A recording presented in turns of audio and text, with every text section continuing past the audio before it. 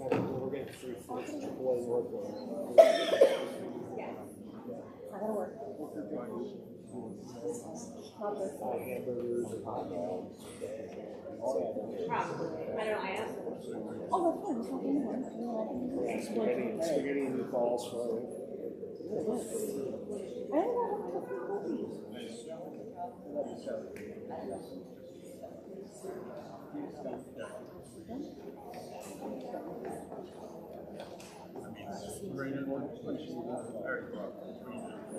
recognize that. Leave themselves and they probably got to check it out.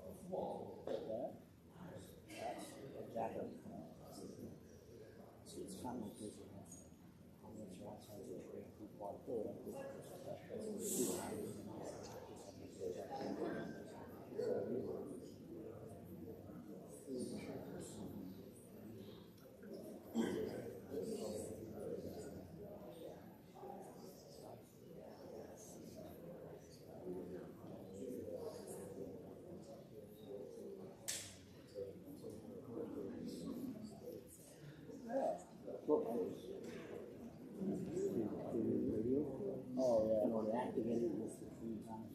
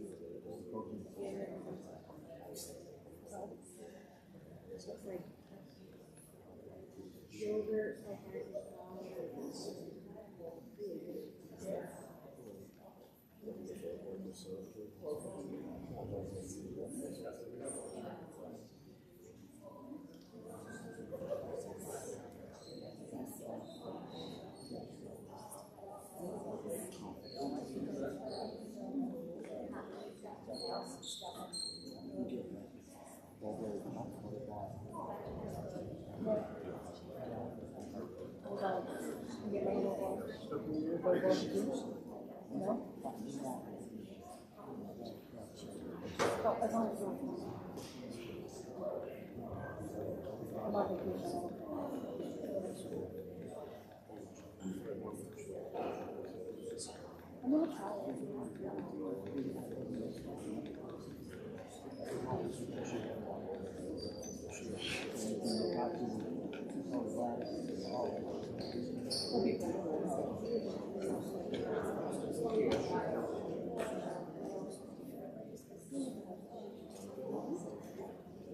I want the camera. So the midnight classes.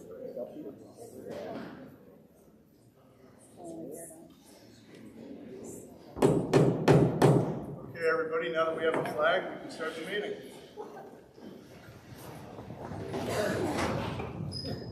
Pledge allegiance to the flag of the United States of America and to the republic which stands one nation under God, indivisible, with liberty and justice for all.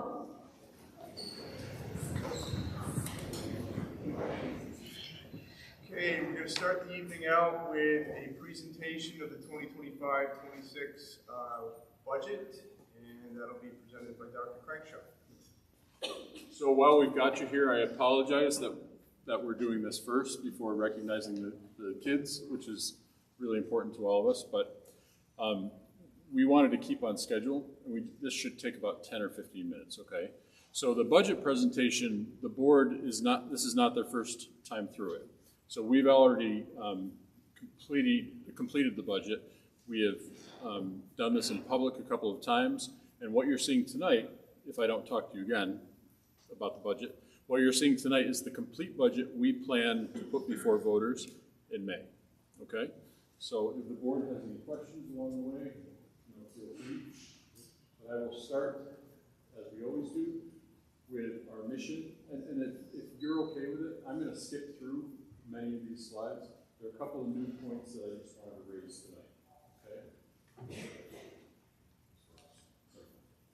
Remembering our mission, our vision, the goals that we have in place, because this budget is a reflection of all of those things. We talked about the draft expenditures. This has not changed since last month. An overall increase, anticipated expenditures of 3.84%. It's a year-to-year increase.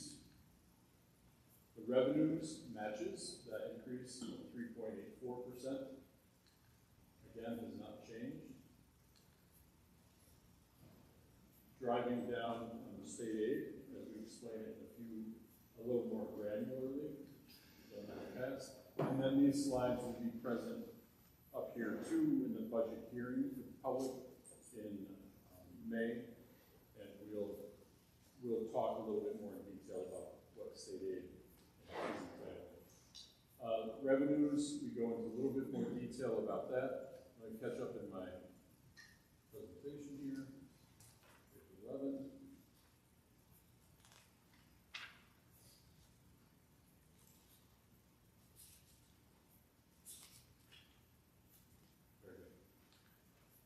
And we also include for the public just a little bit about the tax cut formula, because I think one of the most major concerns of folks when they're voting on the budget is how it affects their taxes and their increases. I thought it might be a good idea if I could even manage it. Well, maybe we could do it next month. I don't think I can figure it out with this quickly. But you really should go in and watch that video at some point, and in the hearing we will play it. It's a really nice, concise, entertaining way to explain the tax levy to folks. Again, there are no changes there. We took you through in the past months all three components of the budget: administrative, the capital component, and finally the largest portion of our budget,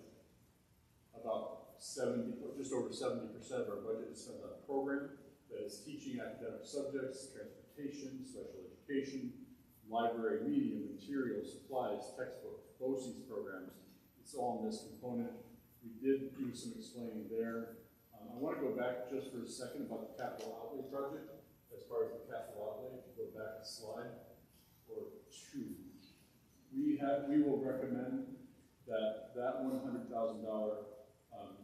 capital outlay project be focused on NOx. increasing the instructional space in that building because it is in great need of, I would say, refurbishment, especially in the basement, if you know that building. We are spending our money this time in the capital outlay project to improve all the cement foundation, the window wells, if you remember. The next step is really to put more money into making those operable classrooms. So increasing the instructional space in the ground floor of the national school. And we'll go into a little bit more of that in the coming operations and facilities meetings. So back in the program, I'll gloss through this right now, except I'd like to stop at slide 29. Keeping in mind that we want to sustain a lot of the good initiatives that we brought to the Johnstown School District. For example, sustaining universal pre-K is part of this budget. The comprehensive instructional plan, meaning our overall long-range plan and day-to-day operations involving curriculum and everything we do. Long-range financial planning, we're looking at this point up to 2035, did I say 30? We're not looking at that far.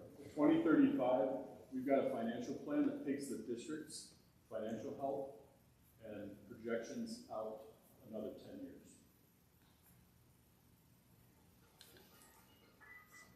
We had talked about sustaining our multi-tiered systems of supports. That used to be called just plain old AIS. There's a lot more to it these days. Technology and library. We are putting more of our focus into computer science and engineering. And the business aspect is one little change. It won't affect the budget and what I have prepared, but the way that we may go about bringing back business programs and courses may be a little bit staggered. We have a couple of opportunities that I'd like to talk with the academic and extracurricular committee about. And I'll talk a little bit about that later in my report. But the business program, this has not changed. We plan to introduce business courses back into the high school curriculum. Of course, we are leaders in this region in literacy and the Science of Reading initiative. We have been doing this for 5 years solidly. Our teachers have been trained, and I believe we're in a really good spot. And we have been noted as leaders in the region because of the training we've done. Our results are starting to show. Also, our social, emotional, academic learning, our SEAL initiatives. We want to continue that high graduation rate. We are again at 94% graduation rate, which is a far cry from what it used to be, 72%, and there's a lot of kudos to get in there. So a summary on slide 32 of the proposed budget, which is $45,156,817. What comes from state aid, our proposed tax levy. And again, to remember that roughly 1/3 of this budget is paid for by taxpayers, 2/3 by the state of New York and federal government. And some other budgeted revenue and what we plan to appropriate from fund balance. And this is a summary slide on 33? Yeah. We move closer to achieving our vision, which is to be the school that people want to send their children to. That's ultimately our vision and our goal. And we want to be seen as the school for educational excellence, and we're certainly climbing that hill. One thing you need to know about is the contingency budget. So what happens if the budget does not pass? We have a couple of options. We can't levy any more money than we did the previous year, so that would be a 0% tax levy increase, which essentially means that we would have to, at this point, cut over $300,000 from the budget to make sure we could operate that way. So there are other caps to be considered here. We have to be careful about what we spend on the use of facilities when it comes to community using our facilities. That is not permitted when a budget fails. You have a contingency budget. And the long-term impact of this is extremely detrimental. Because if you have a 0% tax levy increase, you know that the following years are dependent on the previous years in your formula. So our contingency budget is on paper, and I feel comfortable that I would be able to say to you that we'd have to cut $367,159 from this budget. If it didn't pass, again, the board has a couple of options. We can adopt a contingency budget like this. This would certainly mean cuts. I would not recommend raising the tax levy more than we already have. I wouldn't recommend using more appropriate fund balance either. So we would probably be looking at cuts there. Any questions there? We'd have to get to the task soon of figuring out what those possibly could be, which we have not done yet. Alicia, did you want to say anything else about contingency budget? No, I think we're good now. We're a little premature on it, but. We are a little bit premature, I would say. Just, one of the things that we want to be consistent with our long-range plan is the flow of how much use of our reserves and fund balance we use year to year to support a budget. So we want to continue to be careful with that and keep that within the margins of reasonableness. And again, with our tax cap, as Dr. Crenshaw mentioned before, is just continuing to go out to the cap is really important. So a contingent budget can really negatively impact that. Should a budget go down, there's sort of that compounding effect year after year after year if we go to 0%. And for those of you who might have been recently back to the board, you have to remember that if the budget were to go down, you have the choice as a board to put that same budget in front of the voters again for a second try, or you can modify it for less tax levy and see how that goes. But if that goes down again, then we're two years. So there are a couple of options. And I think it's hard, like we showed in our slides, that a majority of the increase in a 3.84% budget-to-budget increase year to year, we invest a lot on the program side of our budget. So naturally, there would be some difficult conversations of being the largest component of our budget. That would be the area that we would obviously have to look at in terms of cutting almost $367,000 out of that budget. And also included is a complete wraparound budget presentation. We have our date coming up on May 20th. We'll be voting here from 11 a.m. to 8 p.m. right here at the high school. We do have 2 seats to the Board of Education, and they'll be up July 1st, 2025. And that wraps it up. So if you have any questions, because adoption will be asked of you next month.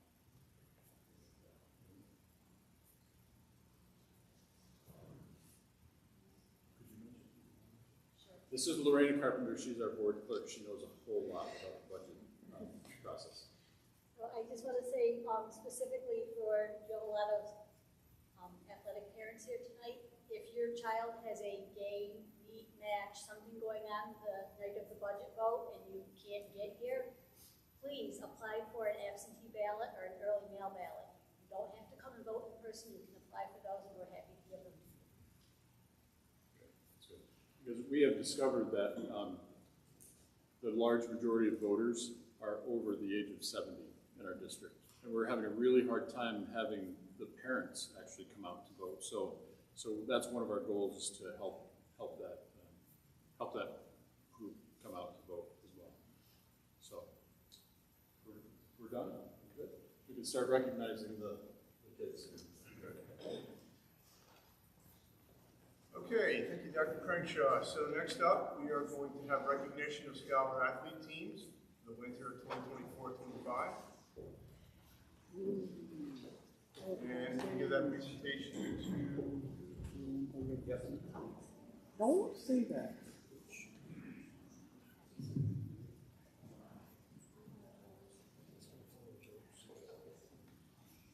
No, I'm just calling you big time.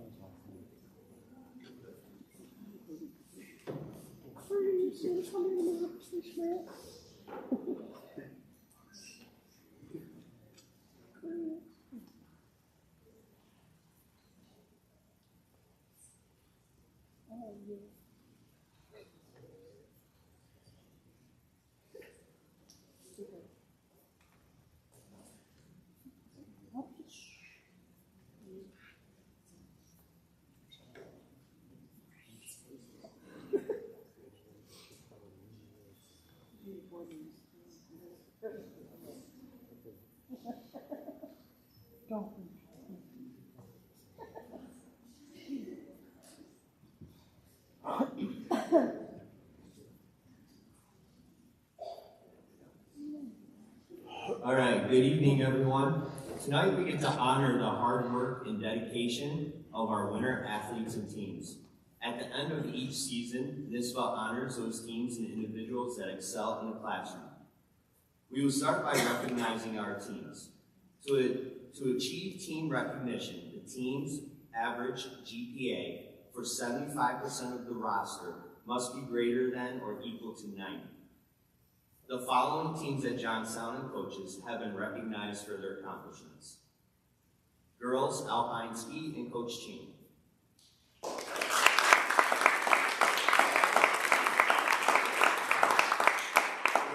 Basketball and Coach Anagnosopoulos.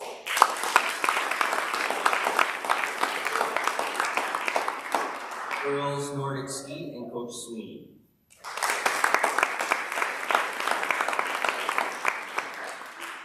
And now on to our scholar athletes. A scholar athlete is a person who juggles both academics and athletics while maintaining a 90 or greater grade point average. This requires discipline along with time management skills, as student athletes must meet the demands of the classroom with the commitment and expectations of being a varsity athlete. The following student athletes have been recognized for their accomplishments. When I call your name, please come up, get your certificate from Mr. Hale, and we're going to have you walk across the stage and down that way. Right? We're scholar athletes. We know what we're going to do with this. All right, our first scholar athlete is Mason Barton.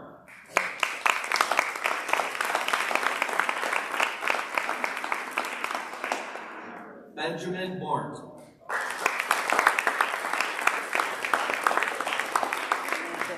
Danny Brown. Downtown Lindsey Brown.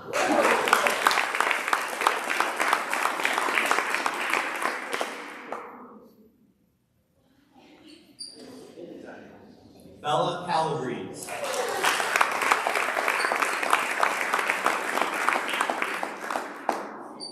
Owen Cox.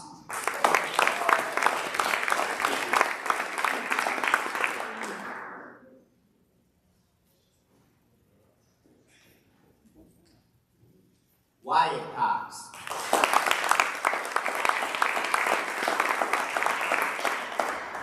One brother takes a long way, one brother takes the short way.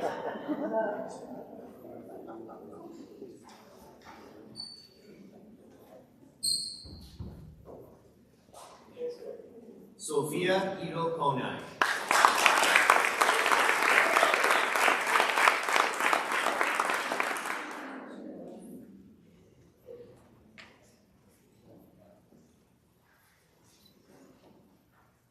Hayden Edwards.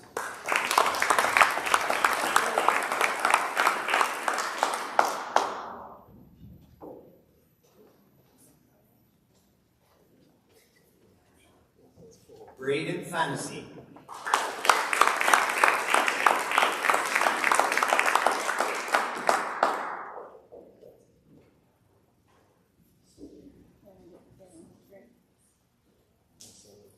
Embry Fielding.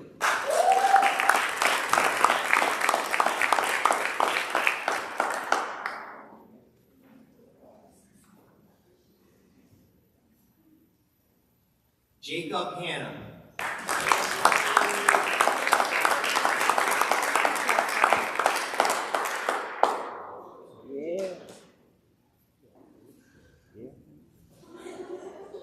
Elliot Haverly.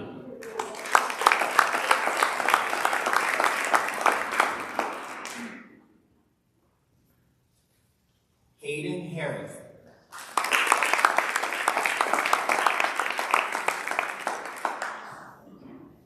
Jack Coa.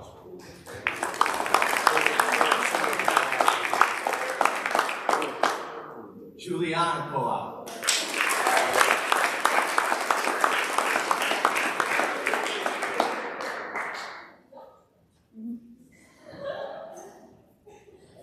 Maddie Kramer.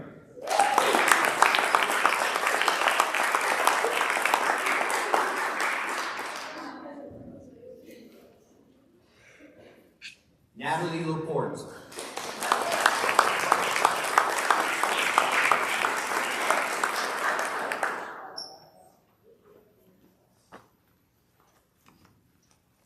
Sophia Lorenz.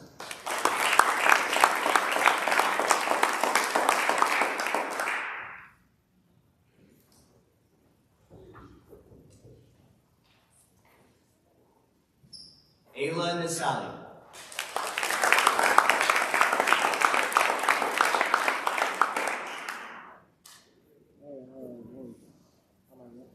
Jolene Rivera.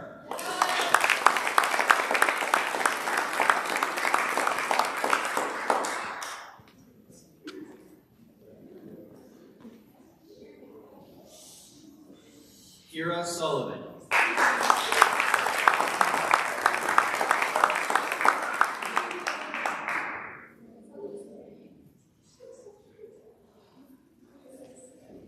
Steven Swarta.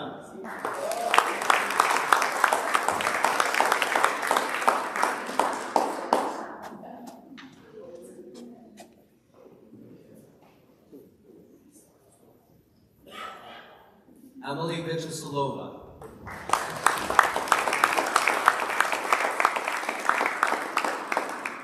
Last but certainly not least, Molly Wilcox.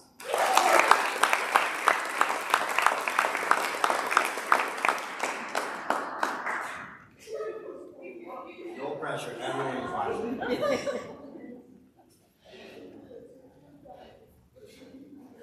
All right, thank you everyone very much for coming out.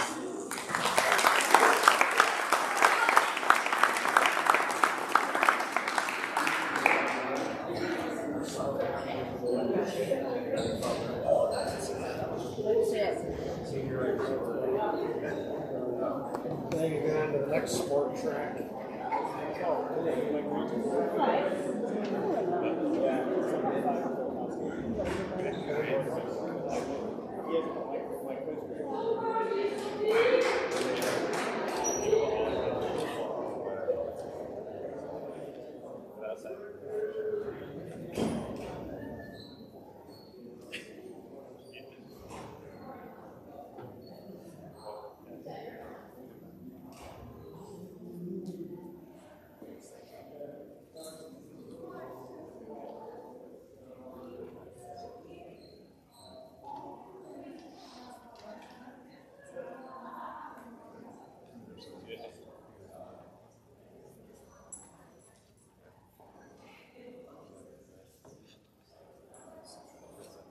Okay, thank you, Mr. Kramer, for that presentation.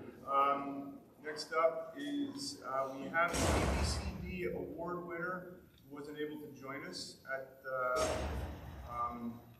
prior presentation. So I understand he's here this evening. So do we have the... Oh, here we go. Great. So, this is for Coach David Hayward. Mr. Hayward devotes an incredible amount of time to teaching Johnstown student athletes the sport of bowling, sharing his knowledge and love of the sport with great enthusiasm.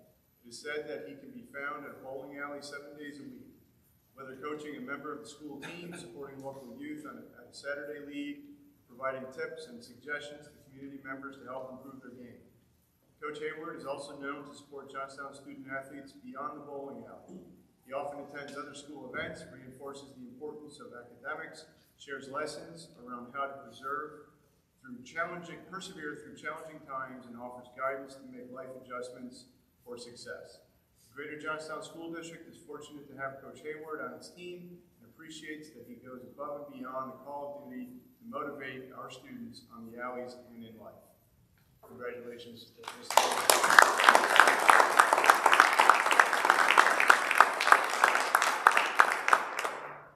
Certificate for you. Thank you very much. I wanted to say it's not about bullying; it's about bowling. Did I say bullying?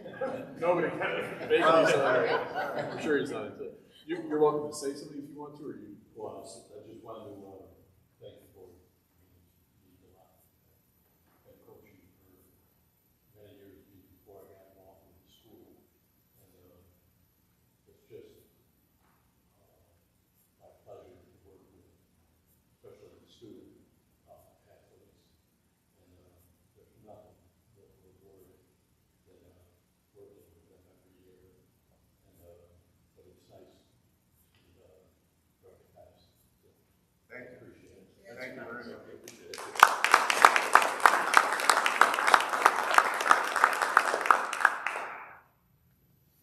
Next up, we have comments from the public on agenda and non-agenda items. The Board of Education welcomes district residents, parents, students, and other people to our meeting. Community involvement at board meetings is encouraged so that we can better understand your views. Please be aware that individual student information or particular personnel issues will not be discussed by this board during the public session. When recognized by the board president, please state your name and address.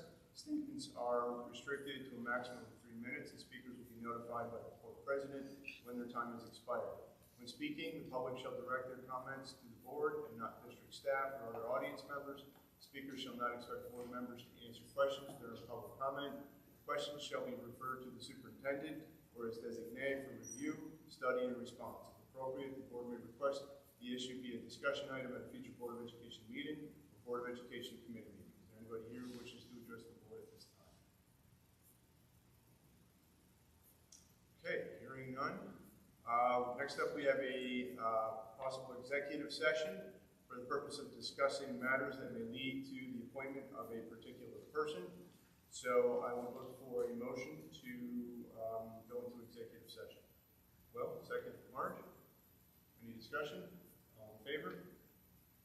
Okay, we will adjourn to executive session at 6:30.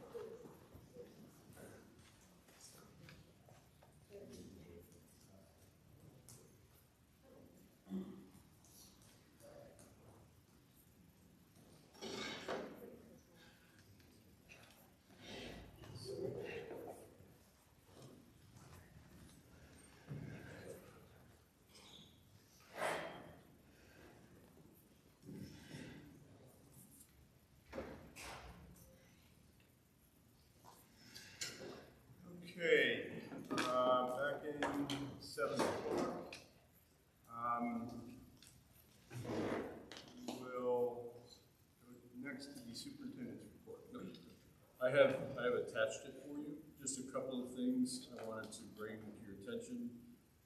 I hope you were as impressed as I was with Isaac. But I just wanted to talk about some communication safety things. I attended a webinar live meeting, which was sort of something the Commissioner of Education wanted people to attend, so I did that yesterday. I think there were about 7 of us in the room, and there's several more meetings like that. But it was to talk about the initiative they called Uplifting All Students, which was to really talk about diversity, equity, inclusion initiative that the State Department had started, and we're really concerned about following through on, given some of the federal, presidential orders. So it really talked about ways that we were trying to include more voices. They took the opportunity to rename it in some ways equity, access, and opportunity. I think they're just preparing for how language sometimes gets in the way of the real purpose. And so, I was able to reflect that we have incorporated more voices the last couple of years under shared decision-making, hiring a director of student engagement who's not just an athletic director. Simple things like the field hockey advertising in the musical playbill, to show their support for someone who's not, maybe just them. And, we've redone the code of conduct, obviously, and I just wanted to bring that up. The discussion is very much alive in New York State Education Department and may morph a little bit. The 100 Women Who Care, I know a couple of you are part of that program. They've just given $20,000 for the backpack program through the Regional Food Bank. So we're working on getting some recognition to the 100 Women Who Care for that amazing gift. Teacher vacancy approach, I put a link there to a brochure that we're putting out to colleges and potentially some job fairs, but probably colleges right now. We tried to make our positions available to come alive. And we think using, a QR code, bit.ly, and this kind of engaging brochure that describes each position. If you get a chance to link on that sometime, I think you might like it a lot. And just to remind you, we do have a video out there already on YouTube, why you want to work there. And so we're making some efforts. We had a couple of good interviews in the past week or so. I was super impressed with the quality of candidates we're getting for some key roles. And so more to say on that. Business program, as I said, I would tell you a little bit more about this. Up on the slide tonight you saw under the program component, that idea of adding a business program back into the mix. Well, depending on some of the candidates we received, and we haven't received any business interest yet, but we're planning ahead. We did get a couple of candidates who showed real promise in other areas that we need, and we definitely want to bring on the business program, so I want to keep that in the budget. But it might look a little differently if we don't get a business teacher. It very much could look like another highly qualified person in a department parsing out some one-out certifications for some of those business courses. And not just randomly, like math teachers, business, financial literacy, natural kind of relationships there. So I don't know if you have any questions on that, but we do have to, in several years' time, bring on this, bring on financial literacy, entrepreneurship. We have to make sure that we're teaching that explicitly. So we want to think ahead now as we're hiring. And I don't know if we'll get somebody in business. I'm not sure. That's where we are there. We do have some retirements coming up in certain departments, for example, math. And some candidates lately have really excited us in that department. The handbooks are just there for your reference. If I'm going on to program and initiatives, the superintendent's conference day went well. We're pretty careful with those to follow the commissioner's requirements that they be actual professional development and not, I would love to just do a day at the races, but I don't think that's exactly what they're made for. So those are just some of the bulleted items that we covered. Again, it's very curriculum focused. Shout out to Alicia and certainly Nicole Panton for taking a big lead there. And Odyssey of the Mind, just to let you know, BOCES is taking over a COSER. They created a COSER actually, so that all school districts in our region could be supported through BOCES to keep Addison in mind going. I think Broad Alden was one of those schools that were really concerned with their person retiring, their director, that it would kind of die off. And so we are, it looks like we will have support between BOCES. I would really caution the board, however, and we did keep it in the budget, to keep our director's, assistant director intact, because we need a local touch. I mean, BOCES taking care of our volunteers, we're missing a person in between. It would, I'm afraid that that would certainly be a death knell if we just allowed BOCES to work through our volunteers. So then, I do want to ask, and I will be sending out an email, if the academic extracurricular committee could come together before too long, because we don't meet till June 4th, and we have some pretty important curriculum to review before adoption in April, and I'm not comfortable adopting new additions of curriculum now without your input. So I'll send an email out, but reading ELA, science, we could cover in that meeting some attendance updates. We have a great engagement survey that we just conducted. I would love to share with you how many of our kids are not engaged or are engaged, and to what depths that engagement goes. Budget presentation was tonight. We're looking at an April adoption. Quick word on the solar project. It was decided the moratorium that the town of Johnstown has does not apply to us. That we're kind of behind, but we're okay. We need to make sure that we're looking at a fall 2025 referendum for that solar project if we decide to go through with it. But we will continue to work with Danforth. I've reached out, unfortunately, 4 times now to the town. I just need to hear back from them. So I'll keep reaching out. And item number 2 there is capital project planning update. What is tied up in the spring and summer you may hear in the community. Just know that we're working on the LGI space, which is that smaller old auditorium. All the HVAC at GJSD and Pleasant Avenue during spring break. We're going to complete that wrought iron fencing, so don't disparage about that, because I'm doing all that for you.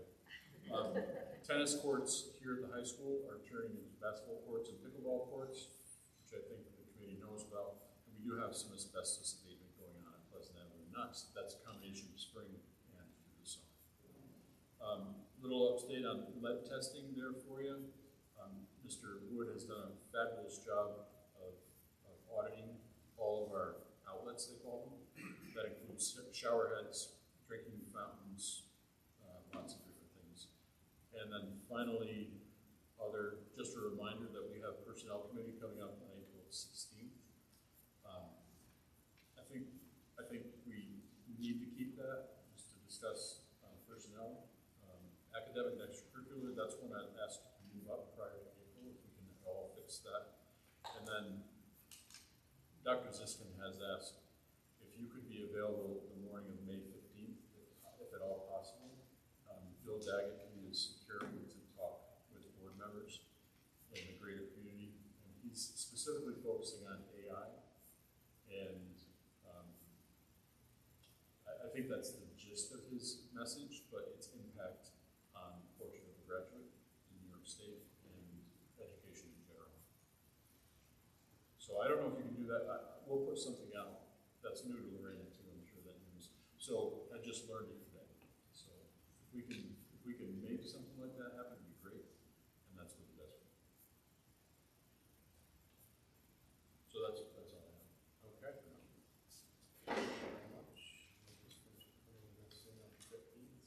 He hasn't given a time or anything, because Bill Daggett's, he's from Broad Alden, but he's world famous, world renowned. He speaks on education issues. Okay. Very good. Thank you, Dr. Frank. Next up, we have employee leadership reports. With us, we have Nancy Lasicki. And it's a twofer, Brandon Hillier today. Okay. So as Brandon's handing that out, I wanted to take a moment before our presentation to kind of build on something you had mentioned about Superintendent's Conference Day. And this, in the contract that we have with the district, the JTA is allowed 30 minutes for meeting on those days. And I wanted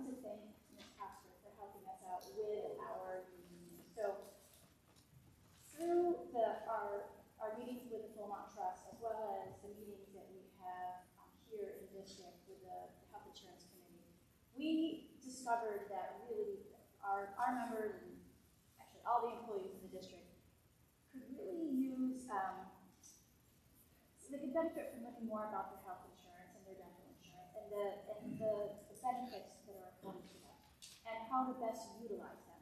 So we collaborated and decided that at our union meeting this would be some information that we would share. But I did none of the legwork, and Ms. Hofstra did all of it. So I have no idea if she did implement it all. So not only did we have a presenter give that information to the employees, which makes healthier employees, which keeps the cost for the district down, and we have less absences, as well as keeping the cost of the insurance plan down because it's a experience-rated plan. She not only got us a presenter, she was able to secure, we have a few other insurance options that we offer, so she was able to secure representatives for the other insurance companies as well as a retirement representative. So thank you so much for doing that. Thank you. Now, to what we wanted to talk about tonight. More than once, I've talked about the shared goals and priorities and objectives that the teachers union has with the Board of Education. So you probably are aware that our national unions, the AFT and the NEA, are fiercely advocating for our country's children in light of the sweeping and devastating damages being brought about by some of the decisions at the federal level. But this evening, with the help of our GJSD Political Action Chair, Brandon Haley, would like to provide an update on how the Johnstown Teachers Association is leveraging its voice, its power, and its resources at the local level to kind of work on our shared vision to protect our children, our students here, and the educational rights that they have, and hoping to make sure that we maintain that integrity for New York's children. So annually, educators from across the state assemble in Albany to meet with our legislative leaders. Brandon was Johnstown's representative at the Committee 100. It's a lobby day at the Capitol, and he was one of hundreds of educators who they're wielding stories of how decisions at the legislative level are affecting students and children at the local level. So he was part of a group that identified issues that are facing schools and participated in some nonpartisan dialogue with hopefully kind of trying to foster some solutions that'll protect the valuability of this educational program that we're trying to provide for our kids. So I'll turn it over to Brandon to provide a summary of some of the legislative priorities that were discussed. So when I went down to the Committee of 100 on March 4th, the main focus of our task was to lobby for the state budget. And this year in particular, NYSET was incredibly pleased with our state budget. Last year we were staring down the barrel of cuts to foundational aid. And NYSET kind of led the charge on getting that reinstated in the state budget. And then this year, we got a 5.87% raise on foundational aid in the state budget. Not just that, but the governor put in cell phone policies into the budget this year. We just went, at the high school, went bell to bell, no cell. So that's something that I talked about with my colleagues on the Committee 100. And believe it or not, a lot of districts don't have that kind of policy. They're still working on what their what that's going to look like. The budget allows for $13.5 million for funding for any kind of cell phone policies that need that kind of funding. But what we're doing at the high school, I think, is working, and we don't really need funding for it. So on that sheet, that's just the legislative agenda and the tasks that we at the Committee of 100 were kind of lobbying for. We attached stories, talked to our local leaders. I was able to sit down with Assemblyman Smolin, who represents the 118th Assembly District for our area into Herkimer County. Believe it or not, I was the only educator who sat down from our area with Assemblyman Smolin. A lot of people go with Senate districts because senators have a little bit more power with the with the budget, but SD 49, Senate District 49, was very well represented by North Country, schools, a lot of smaller school districts. So that's one thing that I'm going to try to work on, getting a lot more local representation down there for Lobby Day. But sitting down, two things that Assemblyman Smallman was very passionate about was lifting the cap for CTE educators. This is a 30-year-old cap that NYSA is trying to push. That's funding for CTE educators. In our district, there's a large population of students who go out to VOTEC every year, juniors and seniors. It's very valuable education and finding ways for us as a district and getting that into the legislative or into the budget is going to be huge for our area. And getting BOCES more funding, getting them teachers out there will only increase our educational opportunities as a district.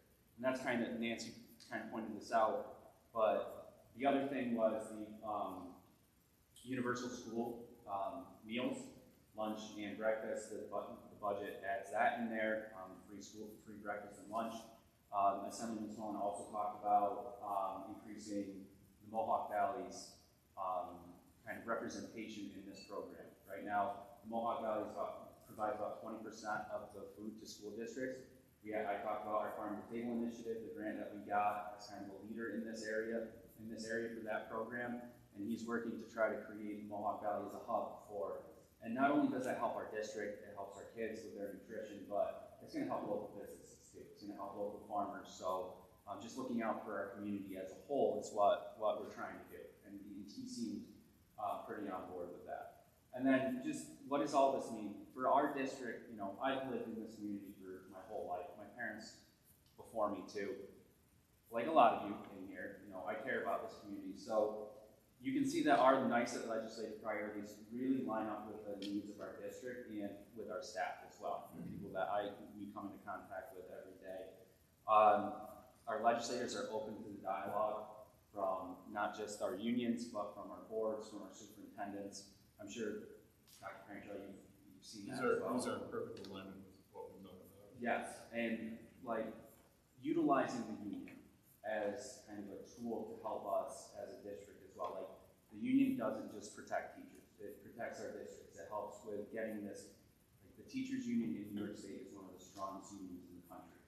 And utilizing the tools that we have and contacting me or Nancy, and kind of mobilizing the tools that we have when we're facing issues or we need things to get passed or we need, more community involvement, talk to JTA. Because our motto this year has been, we see you, we hear you, we have got you.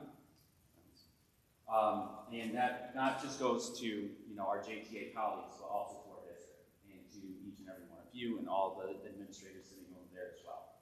So, finding that working relationship and really developing that for the betterment of our schools, not just for the betterment of our staff, but for everybody in the community. So that was kind of my big takeaway from all of this, was that there's discussions to be had, there's opportunities to be had for our community, and reach out and let the union we can work on things as much as we can as well.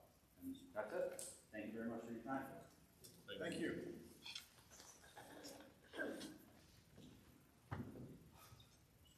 Okay, next up is the board report. I don't have a lot. I did want to remind everybody that we have a special meeting on Monday, the 24th,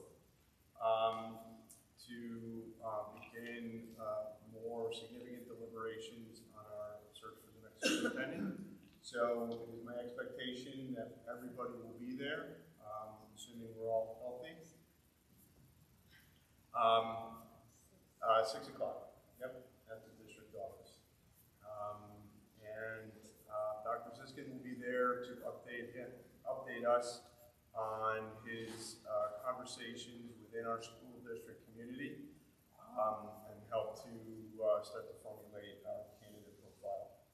And we can also, I believe, start to look at some of the applications that we've received. That's all I've got. Next up, some committee reports. We had an operations and planning committee meeting recently. That particular agenda focused on review of the capital projects and timeline. Specifically, we reviewed the medium capital improvement project. It kicked off in January. It's tracking about 7% complete. And the budget is currently running about 10% under budget. That may change over time. As we've already heard, work is well underway in the large group construction space. With the Solward EPC, as Dr. Crenshaw indicated, the town has determined that the project does not fall under the current moratorium. However, we do need to clarify the review process with the town. They've kind of left us a little bit in the lurch to understand exactly what their expectations are. So Dr. Crenshaw will be pursuing that with some gusto this week. With regard to some new business, we looked at the lobby changes out here in the main entrance to the high school. For those that haven't had a chance, the wood paneling has been covered, right? Not here? Yeah, it's been removed. Okay. So it's been removed and drywall has been put in its place. There's been an application of a decorative logo. And the award plaques have been removed and are currently being digitized to be placed on a digital screen display. And the Hall of Fame nook is planned to be converted into a student lounge with Hall of Fame plaques respectfully relocated to another location that will be within public view. The scoreboard, there are a couple of scoreboards that need attention in the district, not least of which is the one at Knox. This is included in the small 2 capital project. Probably looking at a 1-to-1 swap out of the scoreboard, largely because anything bigger would require significantly more equipment and could lead to potential damage in the turf field, which we would want to avoid. Also, it's an issue of cost. And then the Warren Street scoreboard also needs to be replaced, and we need to determine a cost and how it will be paid for. And lastly, we did an initial review of the building condition survey, summary sheets for each school. I think we'll be planning to do a little bit more of a detailed review in the coming months as the next round of capital improvements start to be planned. Next committee meeting will be April 2nd at 7:30 p.m. at the district office, and that was our meeting. Any questions? Okay. Moving on, no correspondence to report. Next up is the consent agenda. In an effort to expedite the business of the Board of Education, but in no way meant to diminish the importance of each item, a consent agenda may be used for the items in this section. Items may be removed from the consent agenda at the request of any board member. Items not removed will be adopted by general consent without debate. Any removed items may be taken up either immediately after the consent agenda or placed later on the agenda at the discretion of the board. So the consent agenda includes consent action personnel. Item A, leaves of absence, resignations, miscellaneous creations, adjustments, appointments. Consent action business. Number 9A, approve February 13th, 2025 business meeting minutes. B, approve March 5th, 2025 special meeting minutes. 9C, accept the warrants for January 2025. 9D, accept treasurer's report for January 2025. 9E, adoption of 2025-26 school calendar. 9F, interscholastic athletic merger with Wheelerville for the fall of 2025. Then we have the item 10, consent action, CSE, CPSE 504 committee placements, and approval of CSE, CPSE 504 committee minutes. Does anybody wish to remove any portion of that consent agenda discussion? Okay, so then I'd look for a motion to accept the consent agenda as presented. That's it. Do I have a second? Will? Any discussion? All those in favor, raise your hand. You're unanimous. Thank you. Next up, we have action items business. So the first item is the second reading and adoption of revised policy 1220, board members, nomination and election. So I'd be looking for a motion to accept the recommendation of the superintendent to adopt revised policy 1220 board members, nomination and election effective March 20th, 2025. Can I get a motion? Will, second, March. Any discussion, questions, comments about this policy? Just a word, if you haven't looked at it too carefully, the purple text outlines the new student exit this year member, and that's primarily the reason for the changes in this policy.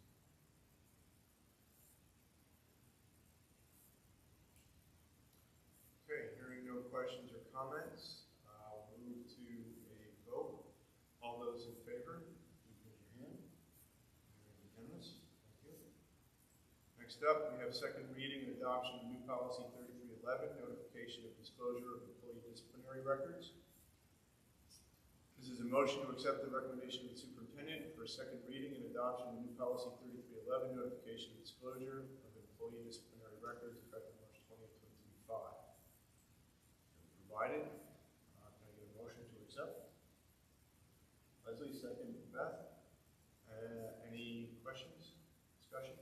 I know at the first reading I had some questions and concerns about this, and I'm glad to see that we've added the legal counsel to review the records to determine which documents are responsive to the request.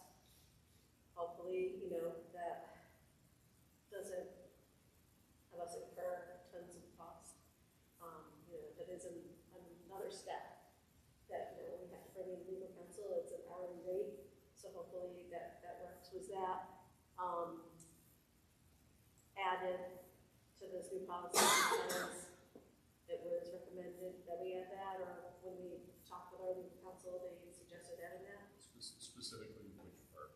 The purple district legal counsel will review employee records to determine which documents are responsive to the request. We always do that whenever we have a FOIL request. Okay. We do it automatically, and I think it's important to codify that Okay. somehow. But I think the big concern was, first of all, to note that letters of counsel are not considered discipline. Right. Put that in words. We're not relinquishing that when it comes up. The other thing is, our attorney wasn't necessarily comfortable putting a temporal wording on when we talk to the employee about this FOIL request. However, it does say, if you're reading it, upon receipt of the FOIL request to release the employee's discipline records, the district will first promptly provide written notification to the affected employee prior to responding to the FOIL request. And that may seem a little bit more nebulous, but it's definitely out of respect for the fact that you're a staff member. That we kept that in. That makes sense. Any further comments or questions? So I just want to make sure that, not to belabor it, but you did mention that letters of counsel are not, considered disciplinary. Okay. But nowhere does it say that, really. Am I right? Am I missing? It doesn't have to. Okay. Yeah. Yeah, so it's legal counsel, and it remains so. Yeah. She didn't necessarily recommend that we put it into the policy. Okay. Because never does our attorney recommend that we tie anyone's hands, Right. the policymaker's hands. But, this is, I think we have that email for posterity, and that. Yep. Yeah, we read it. She was pretty clear that when we are honoring a FOIL request for disciplinary records, we're not sending the letters of counsel. And we put that, Lorena pretty much takes care of all the FOIL requests. So that's something that we will pass down to whomever succeeds you. That counsel won't change. That's just the. You feel like it should be in the policy? I'm always concerned because, people do leave, right? You're leaving, eventually Lorena's going to leave, I just want it to be clear and That's not what these nebulous, discussions are for. but it does say, with legal counsel.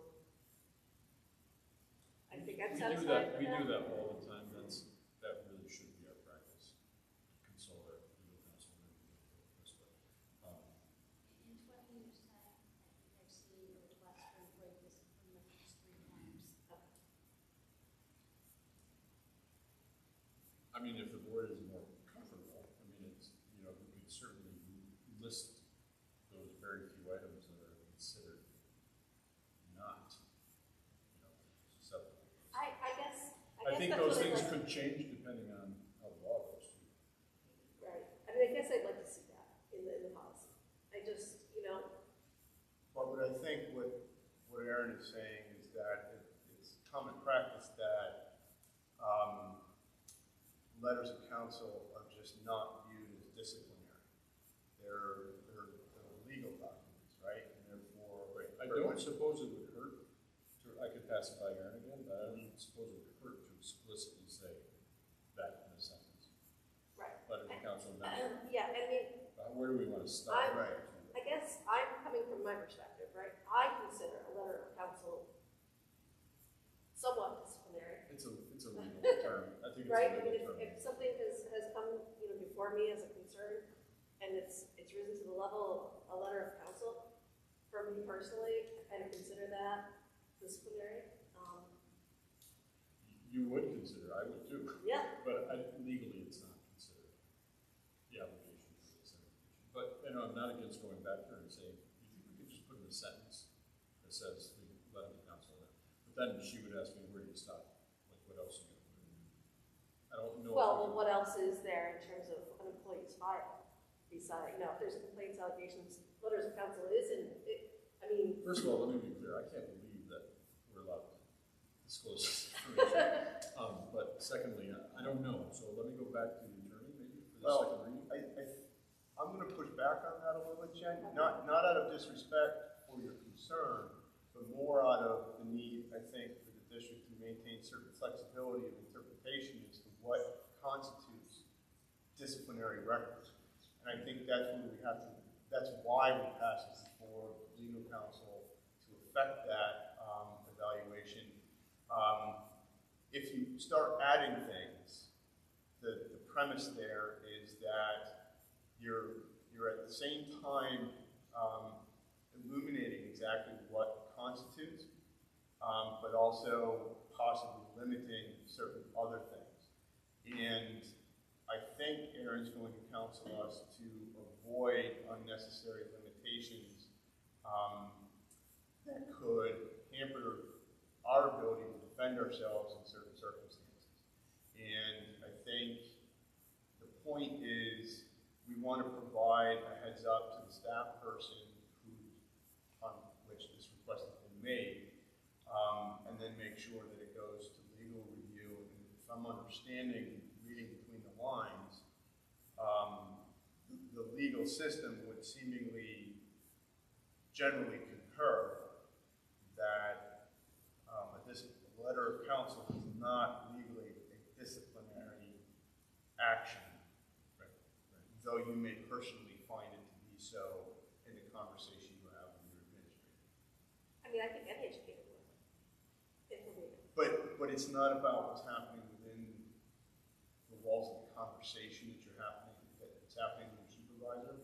You know, disciplinary documents would be something like, you know, I once had a teacher who was arrested and removed for child pornography. And all of the proceedings that we might have had are privy to that FOIA request. And a lot of that's public knowledge anyway. Once it becomes disciplinary, oftentimes it is public knowledge. Those letters of counsel are interagency memos. I mean, I'm happy to go back to that with our attorney for it, just to kind of put a period on things for now. But I do think that Lorena knows this, that when you get a FOIA request, you look pretty carefully about what you're going to provide, and you always pass it by the legal counsel, just to be sure you're not sending something you shouldn't. Because in my opinion, it's like, where does it stop? Like, if we only limit ourselves not to including something like a letter of counsel, what about other documents that might appear in that folder? And then the people can say, yeah, but you got to send this, or, you know, it can get really funny. And in the short few times that we are going to be called to do this, I think it would be an irresponsible act on the part of the superintendent not to include the legal counsel in this. I think. I can't imagine it happening, but I'm happy to take it back. I appreciate the discussion. Yeah. And I will take it back just to be to have some integrity here to the discussion, and I'll get her kind of final nuance. Okay, so as a point of order, Lorena, we have a motion, we have a second. Is this the second reading? This is the second reading and adoption. So, I think, who made the motion? Leslie. You could always make the motion, and then if it goes down, it goes down. It passes. Well, that was what I was gonna ask, is if you would be willing to withdraw the motion. So, the motion is withdrawn, and we'll table the topic until next week. Okay, next up is the first reading, waiver of second reading, and adoption of revised policy 7554, equal educational opportunities. Looking for a motion to accept the superintendent's recommendation for first reading, waiver of second reading, and adoption of revised policy 7554, equal educational opportunities, effective March 20th, 2025.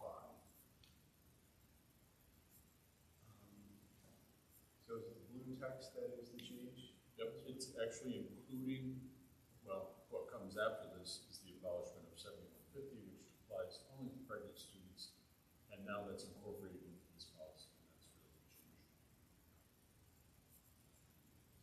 So I'd look for a motion to accept. March, second, Bill. Any discussion?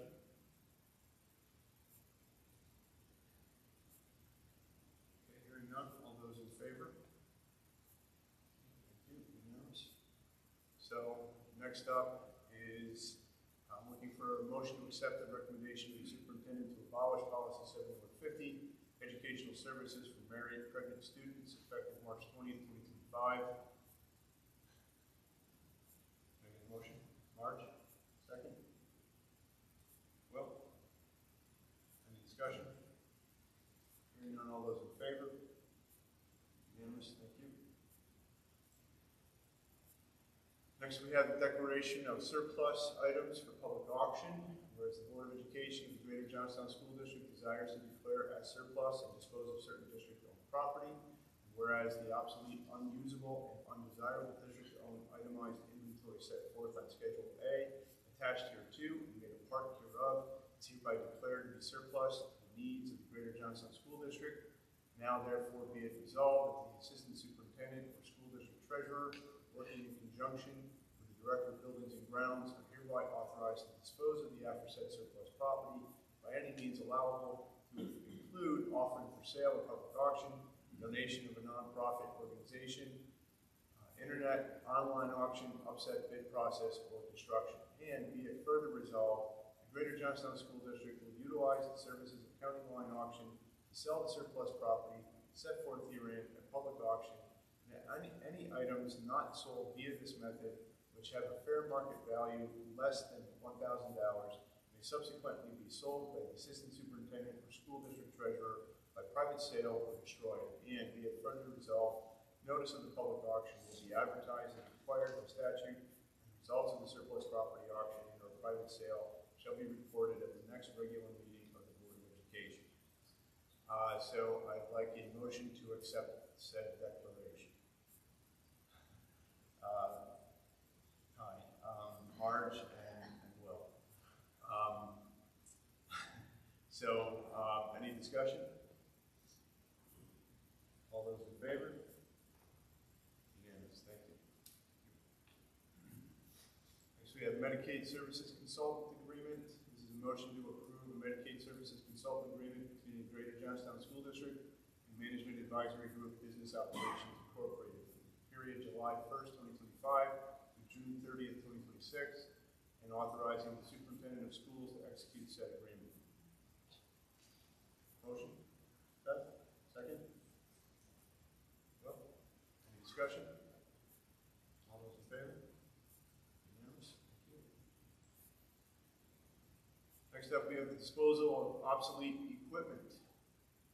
Whereas the Superintendent of Schools has advised the Board of Education that there is unsafe and obsolete equipment that has surpassed its useful life expectancy and is no longer needed for public use. And whereas pursuant to a resolution adopted on July 2nd, 2024, the Board of Education has designated the Assistant Superintendent and her designee to sale and or disposal of surplus property with a value below $2,500. And whereas the obsolete and unsafe equipment consists of uniforms, baseball bats, catcher gear, shoulder pads, and helmets in excess of 20 years old and has a value of less than $2,500. And whereas it is in the best interest of the school district to dispose of the aforesaid equipment as it does not meet current use standards and cannot be repaired, now therefore be it resolved that the Board of Education hereby authorizes and directs the Assistant Superintendent and her designee to lawfully dispose of the obsolete equipment referenced herein, which is no longer needed for public use by the school district. Okay, can I get a motion? Leslie, second, Jen. Any discussion? All those in favor? Unanimous. Next, we have a motion to accept the recommendation of the superintendent to approve the senior class trip to Virginia Beach, Busch Gardens, and Baltimore Inner Harbor, leaving Johnstown High School on May 30th, 2025 at 12:30 a.m. and returning on June 1st, 2025 at approximately 9 p.m. Can I get a motion? No, second. Marge? Any discussion? Yes. Where the Chaplains? Mr. Hill, can you make sure we get this accurate? The advisors. The senior class advisors are Jennifer Ryder and I, and Janine Levesque.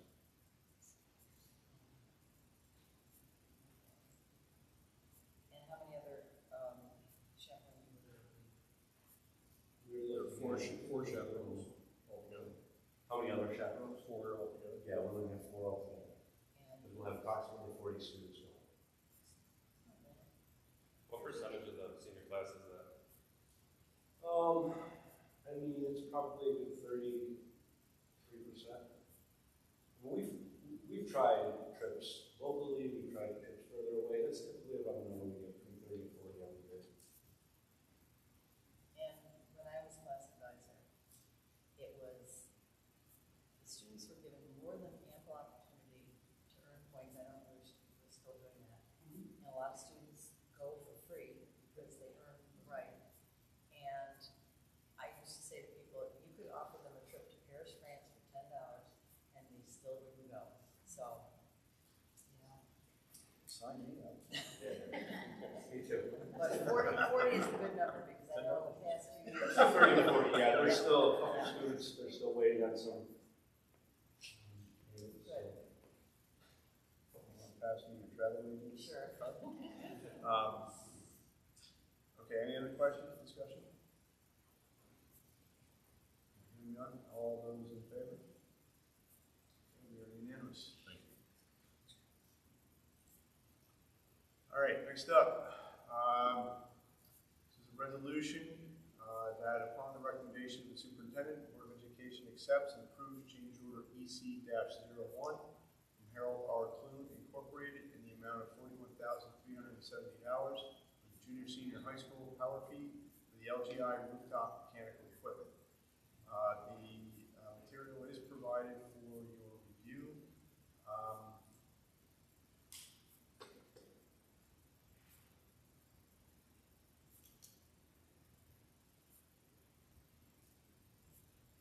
Swear to sum it up. Yeah, if you move on. Yeah.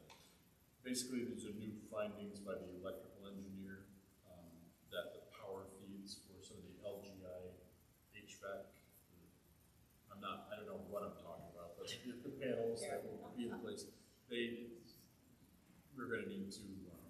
So it's when they originally spec'd it, they just spec'd out the power distribution lines from the new air handling units, but came to find that we really needed to update the panel distribution as well. And I have been a pain in the neck about this single thing because it's our very first change order, and it's over the amount of $25,000. So we have to bring it to the board. Anything under that, we would probably not bother you with, but this I saw as a necessity enough to put it on the board agenda tonight. There's nothing we can do about it. I think we should move forward with it. So basically, it's an unforeseen. It's a $41,000 additional stuff. And it just doesn't make sense to put new power distribution lines and route into an old antiquated panel that has limited capacity for long-term use, so. And as Change the schedule, sorry. Go ahead. Change the schedule much as we laid out. It should.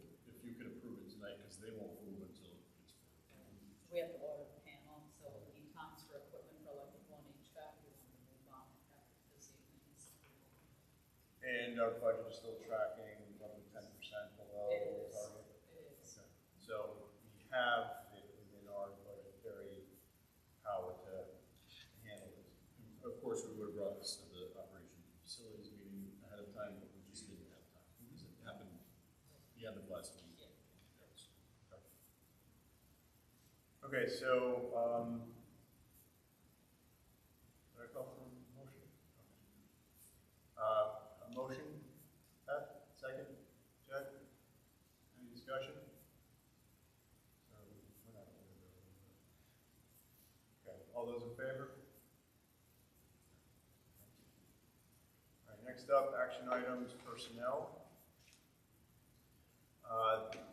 This is approval of the MOA with the Johnstown Teachers Association for Dean of Students. Be it resolved that the Board of Education of the Greater Johnstown School District authorizes the superintendent of schools to enter into a memorandum of agreement with the Johnstown Teachers Association to assign a teacher on a special assignment in the full-time Dean of Students position for the 2025-2026 school year. A motion? Jen? Mark, second? Any discussion? Okay, all those in favor? Thank you. We just need to go back to the. Oh, did I miss one? Wait, I don't have it on mine. Oh, is it? Oh, Oh, that's the end. Oh, I have this. I have it as a. Our programs presents. I'm gonna follow my insurance. Okay, so next up, B, would be, looking for a motion to accept the recommendation of the superintendent to approve termination of the probationary appointment of Austin Edwards as custodial worker, effective end of day, February 13, 2025. Any motion? Beth, second, Leslie? Any discussion? All those in favor? Unanimous, thank you. Next, we have a motion to accept the recommendation of the superintendent to approve the probationary appointment of Brendan Kowalski as custodial worker effective February 24th, 2025, at $18.65 per hour pursuant to the Civil Service Employees Association collective bargaining agreement. The fingerprint review has been completed and a receipt and clearance certificate by the Commissioner of Education is on file. Need a motion? Jen, second? Marge? Any discussion? All those in favor? Thank you, unanimous, thank you. Next, we have a motion to accept the recommendation of the superintendent to approve the resignation of Brendan Kowalski as custodial worker effective end of day March 11th, 2025. Marge? Jen? Any discussion? All those in favor? I'm glad you understood that, okay. If you didn't have a question, I would answer. Okay, next up, motion to accept the recommendation of the superintendent to approve the probationary appointment of Maria Denise as account clerk typist, 12 months per year, $37,000 annually, prorated effective March 26, 2025, pursuant to the Central Office Association bargaining agreement. Can I get a motion? Jen, second, Leslie? Any discussion? Is that valid? It is. It is? Oh. Full circle.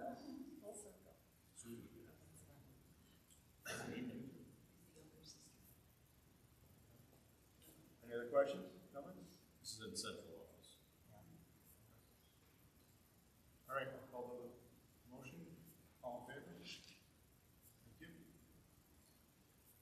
All right, finally, motion to accept the recommendation of the superintendent to approve the provisional appointment of Doreen Caputo as senior account clerk. Senior account clerk, 12 months per year, $39,000 annually, prorated effective March 31st, 2025, pursuant to the Central Office Association bargaining agreement. Need a motion? Beth, second, Leslie? Any discussion? Okay, hearing none, all those in favor? Unanimous.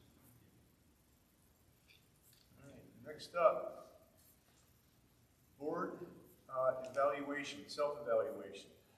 We need to establish a deadline for board members to complete 2024-25 board self-evaluation, which is required by policy 2340.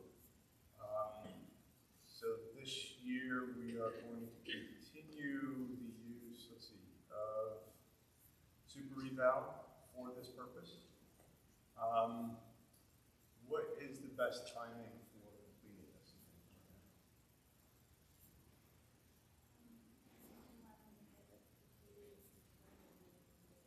Okay. So let's call it April 30th. Everybody comfortable with that?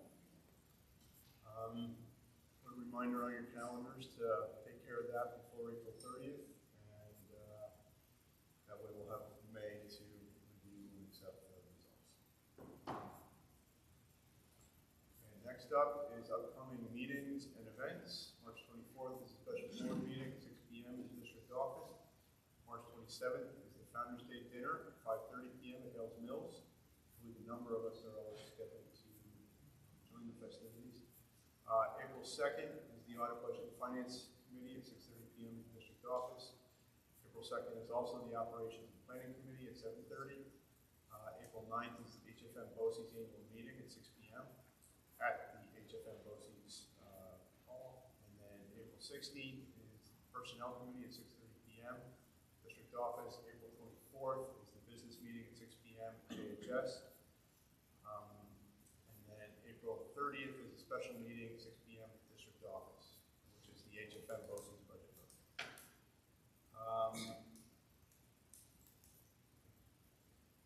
Do we have a need for an executive session? I don't. Okay. I just see that something marked here, but I don't think that was on. Okay, so no executive session. So I'll move to adjourn. Can I have a motion to adjourn the meeting? Jen, second. Will, any discussion?